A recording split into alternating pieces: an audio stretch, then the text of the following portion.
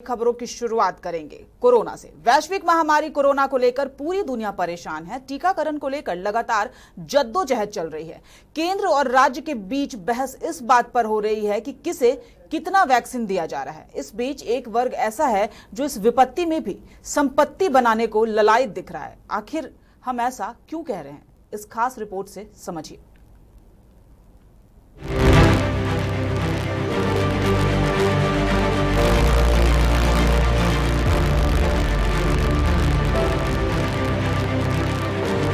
जहां remdesivir injection corona काल में कोरोना से संक्रमित मरीजों के लिए रामबाण साबित हो रहा है, तो इधर राजधानी के अधिकांश नर्सिंग होम, हॉस्पिटल प्रबंधन रेमडेसिविर की कमी से बेहद परेशान है।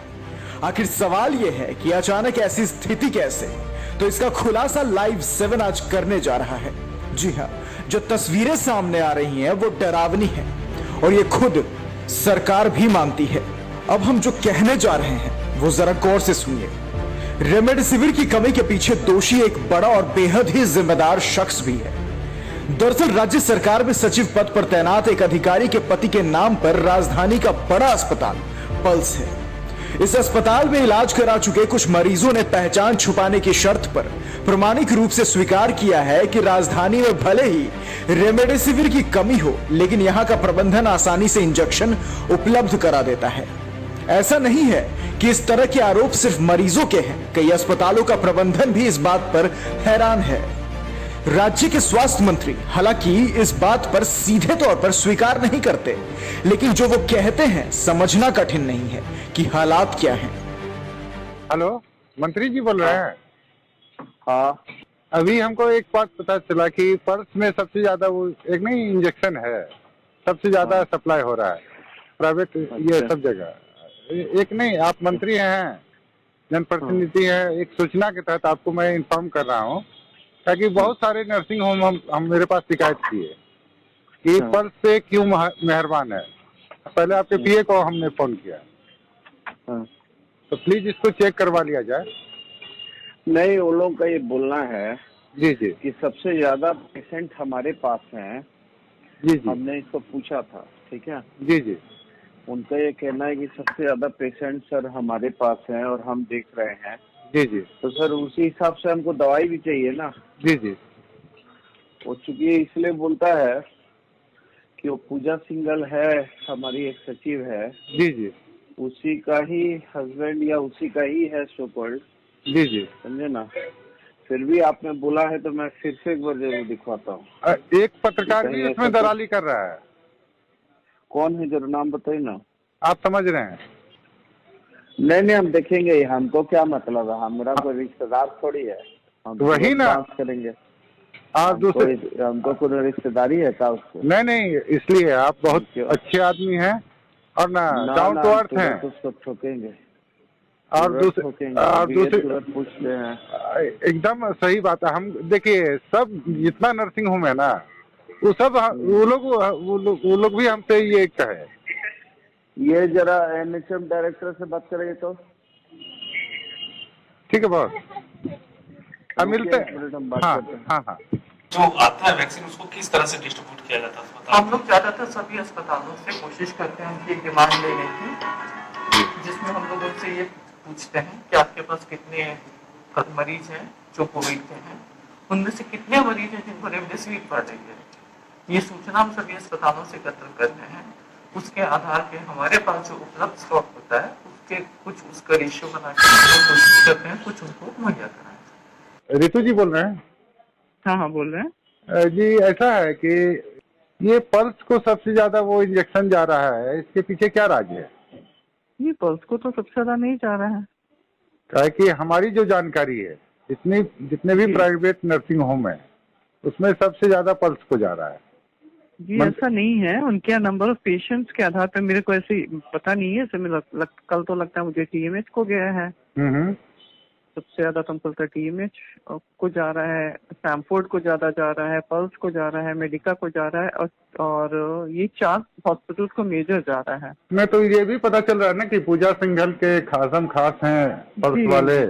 जी नहीं, हमारे यहाँ गूगल शीट प्रिपेयर होती है, उसी के आधार पे होता है, जो इन्फॉर्मेशन आती है गूगल शीट में। इवन मंत्री जी से भी मेरी बात हुई, मंत्री जी का भी यही कहना था, वो चेक करना चाह रहे थे हम, ताकि हमारे पास पुख्ता सबूत है।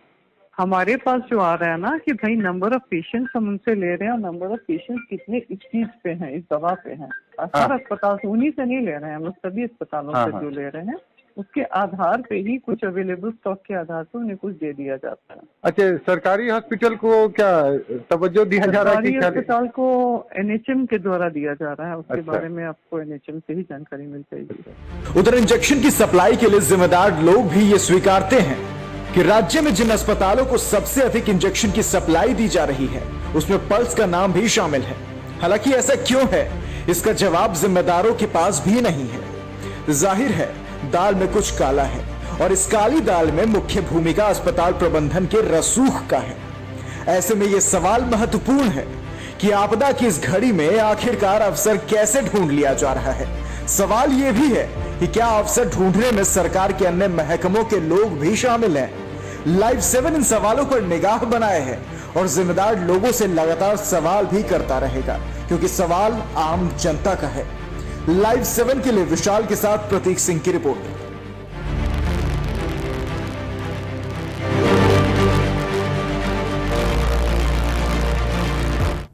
तो आपने देखा किस तरह से रेमडेसिविर, जो कि जीवन रक्षक दवा मानी जा रही है इस कोरोना काल में, उस पर भी लोग अवसर तलाश रहे हैं। अगर अधिकारियों की बात करें, पदाधिकारियों की बात करें और अस्पताल प्रबंधन की बात करें, तो सवाल यही उठता है कि आखिर कोई ऐसा कैसे कर सकता है। हमारे साथ हमारे सहयोगी प्रतीक सिंह जुड़े हुए हैं। प्रतीक, इस कोरोना काल की स्थिति में भी लोग पैसे बनाने के लिए अवसर तलाश ले रहे हैं, बहुत ही दुख की बात है। बिल्कुल जाहिर सी बात है कृति कि अगर इस तरह की महामारी, जहां बेडों की कमी है, ऑक्सीजन की कमी है, इंजेक्शन की कमी है, वैक्सीन की कमी है, वहां अगर जमाखोरी या अपने रसूख का फायदा उठाकर अपने निजी हॉस्पिटलों को मदद करने की बात जो सामने आई है, ये काफी चौंकाने वाली है। लेकिन सबसे बड़ा सवाल यह है कि इस पर पल्स अस्पताल का जो प्रबंधन है वो कुछ भी कहने के लिए तैयार नहीं है। सभी अस्पताल एक तरफ और पल्स अस्पताल एक तरफ, ऐसा कैसे? क्योंकि आप जान रही हैं कि एक आला अधिकारी हैं जिनके रिलेटिव का ये हॉस्पिटल है, उसमें देर तो अपने रसूख का फायदा उठाकर जो सबसे ज्यादा रेमेडी जो ये इंजेक्शन है उसे दिया जा रहा है। और खासतौर पर जब सूबे के मंत्री इस बात को स्वीकार रहे हैं कि उनके हस्बैंड का है, जो सीनियर IAS उनके हस्बैंड का ये हॉस्पिटल है, और फिर भी वो जांच करने की बात कर रहे हैं, तो जाहिर सी बात है कि जो लगातार, अगर झारखंड की बात करें तो झारखंड में जितने भी मंत्री हैं या अभी भी या जब से ये राज्य बना है, अधिकारियों का बोलबाला रहा है, और ये साफ जाहिर हो रहा है कि अधिकारी किस तरह से बढ़ चढ़ कर अपने खास को तवज्जो देते हैं और उन्हें फायदा पहुंचाने की कोशिश करते हैं।